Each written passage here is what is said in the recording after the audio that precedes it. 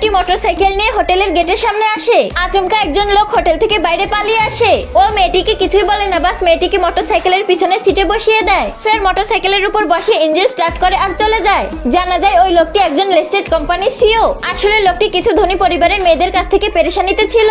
এবার যদি জলদি প্রতিক্রিয়া না দেখায় তো ওদের বাধ্য হয়ে বিয়ে করতে হতো। এইদিকে লোকটি অনেক জোরে চালাচ্ছিল, যার কারণে মেয়েটির গাড়ির লোকসান করিয়ে ফেলে। ও জেনে বুঝে বলে ওর কাছে এখন কোনো জব নেই। ও ওয়াদা করে যখন ও টাকা ইনকাম করবে তখন মেয়েটির জন্য নতুন মোটরসাইকেল কিনে দিবে। কিন্তু মেয়েটি যখন দেখে লোকটি অনেক হ্যান্ডসাম তো ওকে বয়ফ্রেন্ড হওয়ার নাটক করতে বলে। মেয়েটি চাচ্ছিল এই নাটকের সাহায্যে নিজের পরিবারের দেওয়া বিয়ে থেকে বাঁচতে পারবে।